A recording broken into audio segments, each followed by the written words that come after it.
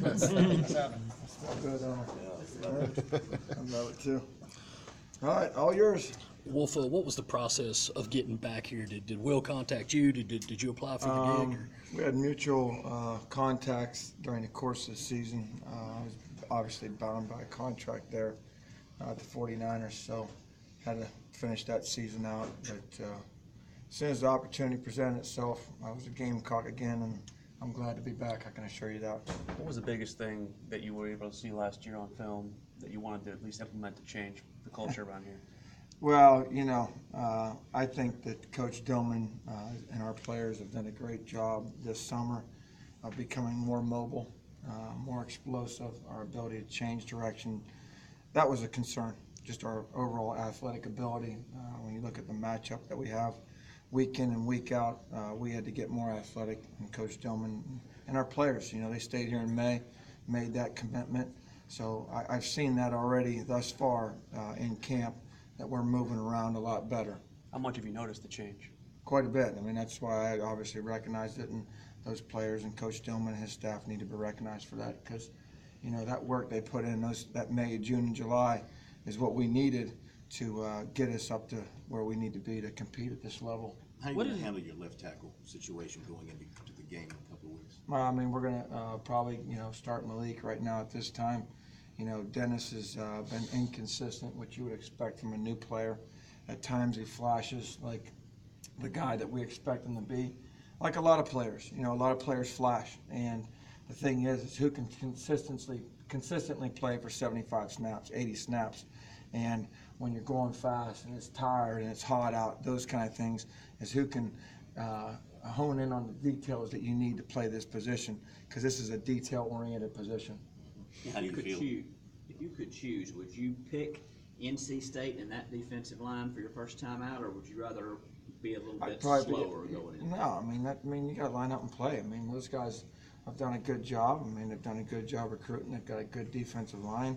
Every pro scout that comes in here talks about all those defensive linemen that they have and those kind of things. And what a great matchup, because really that's what we're going to face when we play in the SEC. It's going to be the same style of front, so it's going to be just a kind of a preview for what we can expect to come up during the conference game season. Wolf, when you returned, did you bring the pink feather boa back with you? I don't necessarily have it out and exposed, but I'm hoping that we don't have to return that. I hope I'm beyond that point, but I wouldn't hold anything out. Jake said that your interior offensive line really does a good job of protection, and what are you seeing from those 3-4 guys that you're rotating in there? Well, I think the thing is we always talk a lot about pocket integrity, and I think Coach Roper and Jake do a good job of schematically getting rid of the ball quick. So the interior pocket is a premium, and that also helps the tackles, because the ends like to obviously get upfield, but they've done a good job. Darnell, Allen, Corey Helms, those guys, their arrow's up right now, and they're playing hard every day. They're pretty consistent in what they do. They got tremendous work ethic. They're detail-oriented. They're heavy-handed guys, and that's the kind of guys you got to have in there. How much of that starting five is still in flux, or do you have a pretty good idea who you're rolling out there on September 2nd? I think we probably have a pretty good idea, but the thing is we got to keep challenging guys. I want to find 8 guys. I want to find 8 guys who can play.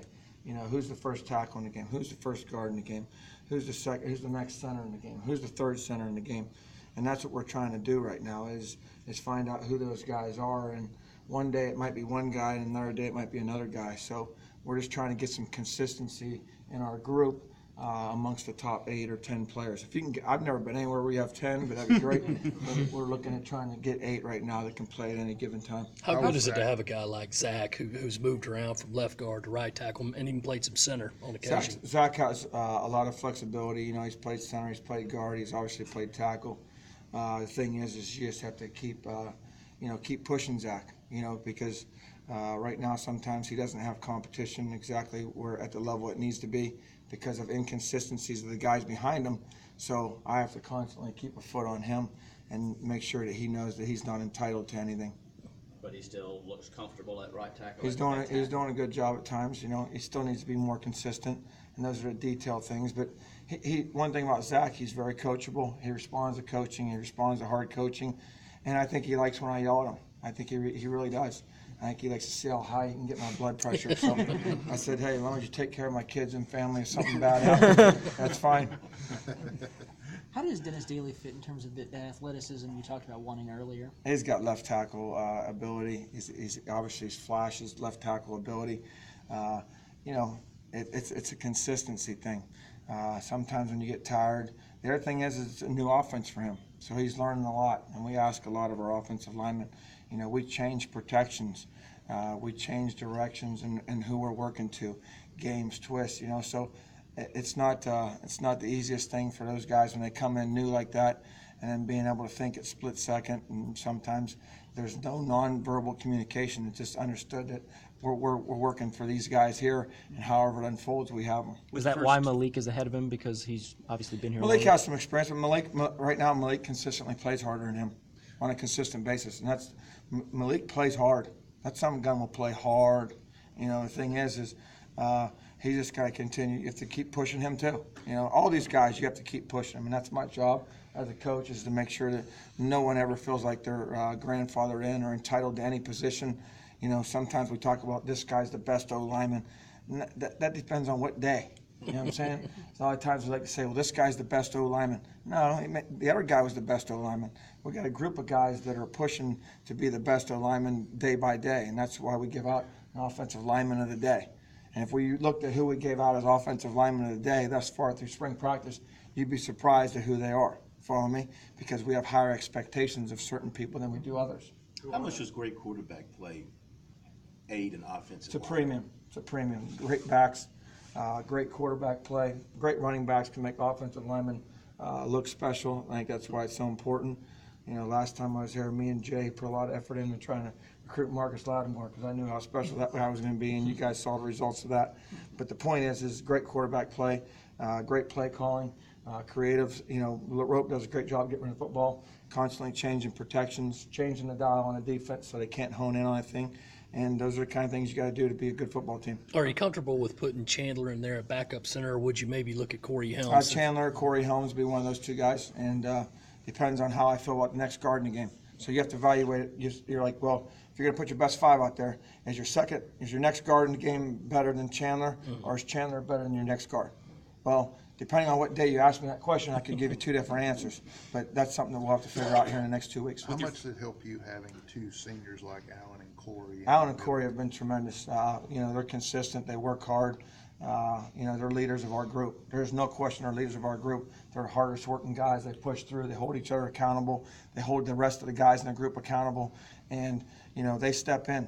I bounce ideas off them. I want to know how their brain sees it. How does this hit your brain? I'll ask them before I make a final decision on how we're going to call something or the language that we're going to use to communicate quickly when the defense changes the picture. I'll ask them because I trust them. They got game experience and they're the ones playing. Just because I say something doesn't mean it hits those young kids' brains the same way it hits my brain. It's got to be the fastest way it hits your brain so that way we can get the job accomplished. With your first 2 games away from home, how important is it to get that work with the crowd noise simulators to make sure that you have all the calls on point? There's no doubt. You can't simulate the crowd noise in the SEC. A lot of loud stadiums, a lot of places to play. Especially beginning of the year, everybody's excited. Everybody thinks they're a contender. So everyone will be revved up for football season, just like the Gamecocks will.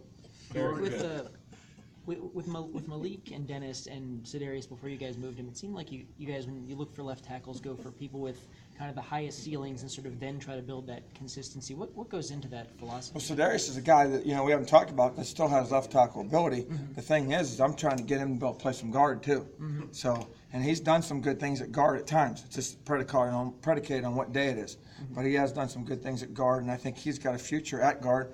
But it's not. He could be the next left tackle in the game too. Mm-hmm. Eric, a lot of similarities, differences between your first time here and now. It seems like Coach Spurrier, Coach Muschamp might be there's a lot. There's a lot of differences. Just from the cosmetically. I think obviously all the Gamecocks and the commitment from everybody here at the university to change this place. The indoor, last time I was here, the indoor we went to, you guys know where that is, so a lot of things has changed. The Doty was just being built the last time I was here. I think all coaches have been very fortunate I used to say a young age. I'm not young anymore, but I've been very fortunate to be around a lot of great football coaches. And there's a lot of things that make each one of them special, make each one of them unique. And, I've been impressed with all of those guys. I've been extremely impressed with Will Muschamp. I love his blue-collar mentality. If I didn't know better, I'd think his dad was a steel worker and grew up like my dad did. A tough guy, likes to work hard, has tremendous passion for the game of football, will not be outworked, and an honest and a forthright guy, tells you the way it is. I just love guys like that, and I'm fortunate to be a part of his staff. Who are your most decorated offensive linemen? I believe that could be. What's that?